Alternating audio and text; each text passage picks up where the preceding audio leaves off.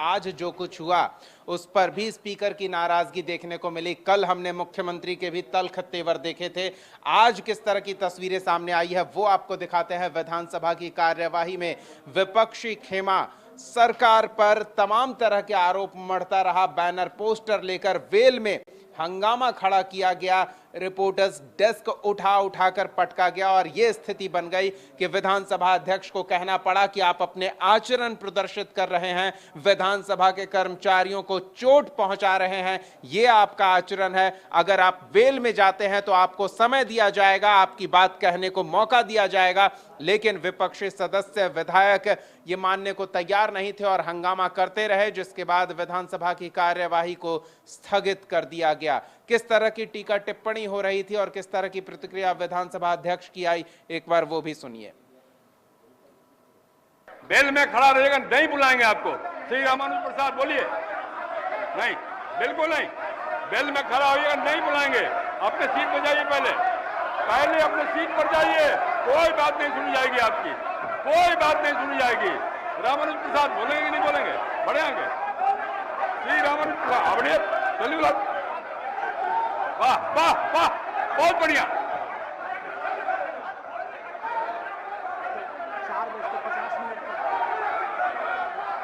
बहुत बढ़िया, बहुत बढ़िया, बहुत बढ़िया। अपने चरित्र का परिचय दे रहे हैं आप लोग, बढ़िया कर रहे हैं। कर्मचारियों को चोट लगा रहे हैं, बढ़िया काम कर रहे हैं। आपका चरित्र उजागर हो रहा है सबके सामने। बिल्कुल नहीं, बेल में खड़ा हो जाएगा, नहीं बोलने देंगे। अपनी सीट पर जाइए, अपने सीट पर जाइए, मैं बोलने दूंगा। बेल में खड़ा होकर नहीं हो सकता, सीट पर जाइए। बेल में विधानसभा अध्यक्ष की तल्खी आपने देखी। अब विपक्षी खेमे ने किस तरह से सत्ता पक्ष पर कई मामलों को लेकर आरोप लगाए हैं, कई विभिन्न मामलों को लेकर यहां तक कहा गया कि विपक्षी सदस्यों को बोलने का मौका तक नहीं दिया जा रहा है सरकार द्वारा और सरकार सिर्फ अपनी बात सदन में रख रही है। इस पर राबड़ी देवी और लालू प्रसाद यादव, राबड़ी देवी ने विधानसभा के अंदर, विधानसभा के बाहर, तो लालू प्रसाद यादव जब एयरपोर्ट पर पहुंचे तो वहां उन्होंने विशेष राज्य के मुद्दे को लेकर नीतीश कुमार पर, मौजूदा एनडीए सरकार पर तल्ख टिप्पणी की है। तो राबड़ी देवी और लालू प्रसाद यादव ने क्या कुछ कहा, एक बार वो सुनिए। कुछ नहीं जानती है हम, ले आने वाला हम ही हैं। तो कौन होता है ले आने वाला? पार्टी से लाता तो हमारे। अरे मैडम जब बोल रही है महिला का आरक्षण हम लोग सरकार था तो मिला था पहली बार। हम लोग बहाली भी करते थे तो हाई कोर्ट से ये लोग रोक लगवा देता था। अपने टीचर के बहाली हुआ तो देखे ना, हाई कोर्ट से जाके रोक लगवाया कि चिट्ठी मत बंटवाइए। सब गंदा काम तो ये लोग करता है, बीजेपी जदयू वाला। और महिलाओं का अपमान, हम क्या बोले थे? जी न्यूज वाला डिबेट कर दिया, क्या बोले थे? कुछ गलत बात नहीं बोले थे। ललन सिंह जो बोले हैं, ललन सिंह जो बोले हैं कि आप जानते हैं नहीं है मीडिया के लोग कि लंबा दस्तखत करती है, बजट के हाल क्या जाने गई, क्या बोलेगी वो? तो महिला का अपमान नहीं हुआ। हम पूछना चाहते हैं ललन जी से कि अपना माँ के, अपना औरत के कितना तक पढ़ाई लिखाए हैं।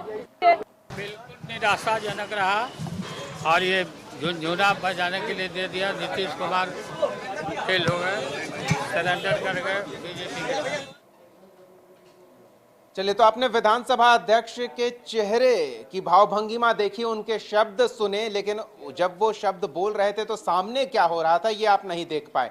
उन्होंने कहा वाह वाह, बहुत बढ़िया, शाबाश, लेकिन इस दौरान सामने क्या हो रहा था? संपादक अशोक मिश्रा कार्यवाही के दौरान मौजूद थे, इनसे जानते हैं किस बात की शाबाशी विधानसभा अध्यक्ष दे रहे थे। अशोक जी, देखिए, आज सदन में भोजनावकाश के बाद राज्य सरकार ने अनुपूरक बजट पेश किया और शिक्षा विभाग के अनुदान पर चर्चा शुरू हुई और कटौती प्रस्ताव कांग्रेस के अजय कुमार ने लाया था। अजय कुमार ने अपने संबोधन के दौरान ये आरोप लगाया कि सरकार नियम के तहत इस बजट को नहीं लाई है। अजय, और दूसरी बात उन्होंने कहा कि राज्य सरकार ने जो विशेष पैकेज मिला है केंद्र की ओर से, उस पर वो अपना डंका बजा रही है, जबकि विशेष राज्य का दर्जा मिलना चाहिए था। अजय के इस आरोप पर संसदीय कार्य मंत्री विजय कुमार चौधरी उठे और उन्होंने कहा कि राज्य सरकार ने नियम के अनुकूल ही ये अनुपूरक बजट लाया है। और अजय सिंह का जो आरोप है, डंका जो बज रहा है, इसकी गूंज सुनाई पड़ रही है दिल्ली तक। और यही वजह है कि इनके नेता राहुल गांधी दिल्ली की सड़कों पर आंदोलन में पर बैठे हैं। और उन्होंने आरोप लगाया कि कांग्रेस को बिहार का विकास से कोई मतलब नहीं है और जो विशेष पैकेज मिला है उससे कांग्रेस को जलन हो रही है, जबकि कांग्रेस के नेताओं को भी बिहार के विकास के लिए काम करना चाहिए। उनके इतना कहने के बाद कांग्रेस विधायक दल के नेता हैं शकील अहमद, हालांकि विधानसभा अध्यक्ष ने बीजेपी के सदस्य को बुलाया और पूर्व मंत्री को बुलाया कि आप अपनी बात रखिए।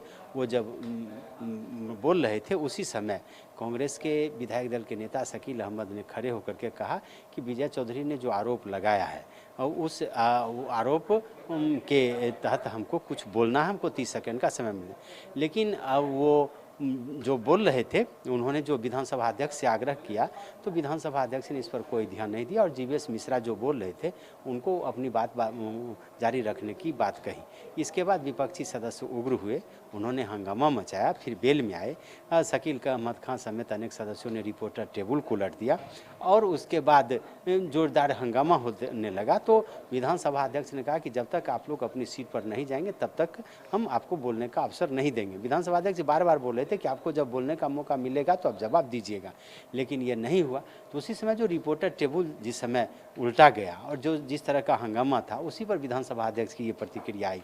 वाह, यानी कि विधायक दल के नेता हैं शकील अहमद और उनको तो उनका विधायक अगर मान लीजिए किसी कारण से आक्रोश में आता तो उनको समेटना है, उनकी जिम्मेवारी है। लेकिन उन जैसे वरिष्ठ सदस्यों के द्वारा जो ये आचरण किया जा रहा था उससे विधानसभा अध्यक्ष ने ये शब्द का इस्तेमाल किया।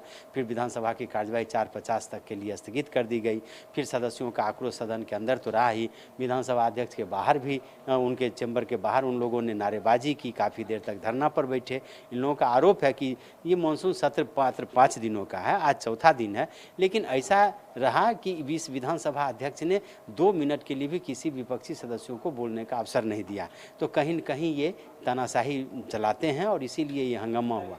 परिणाम हुआ कि आज चौथे दिन भी सदन की कार्यवाही हंगामे की भेंट चढ़ चुका।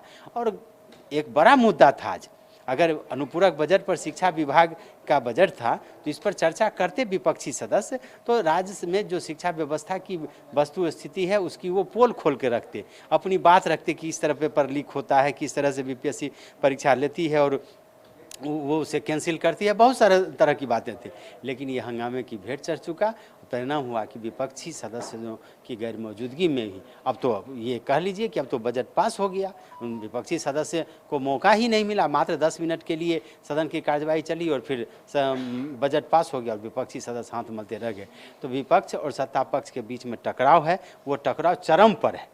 आज जिस तरह से विपक्षी सदस्यों के तेवर थे वो याद दिला रहे थे 2022 का जो वो कह सकते हैं सदन के अंदर जो घटना घटी थी, उस तरह के तेवर आज भी देखने को मिल रहे थे। कल विपक्षी दल के नेता तेजस्वी प्रसाद यादव आ रहे हैं, वो सदन में मौजूद रहेंगे। देखना है कि सत्ता पक्ष और विपक्ष के बीच की टकराहट कितना उग्र रूप लेती है।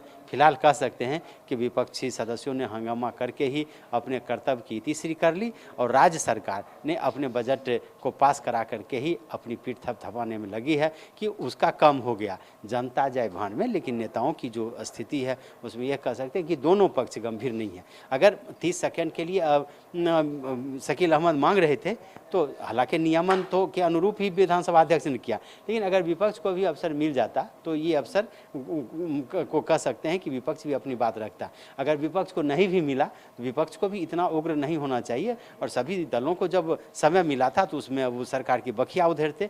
यानी कि सत्ता पक्ष और विपक्ष दोनों एक तरह से कहीं अहं की टकराहट में रह गया, जिसके चलते सदन जो है सो आक्रोश की भेंट में चढ़ गया। जी बहुत बहुत धन्यवाद अशोक जी। तो कह सकते हैं हमारी भाषा में कि फुटेज खाने के चक्कर में किस पर कितना कैमरा फोकस हो और किस तरह से फोकस हो, उसके लिए क्या पैतरे आजमाए जाएं, वो पैतरे आजमाए जा रहे हैं। सरकार को घेरने का हर संभव प्रयास हो रहा है और इधर सरकार हंगामे के बीच जरूरी कामकाज चुपके निपटा ले रही है। विपक्ष सवाल का मौका गंवा रहा है हंगामे के बीच। सरकार को घेरने का असली मामला यहां बनता, लेकिन विपक्ष वो गंवा रहा है हंगामे के कारण।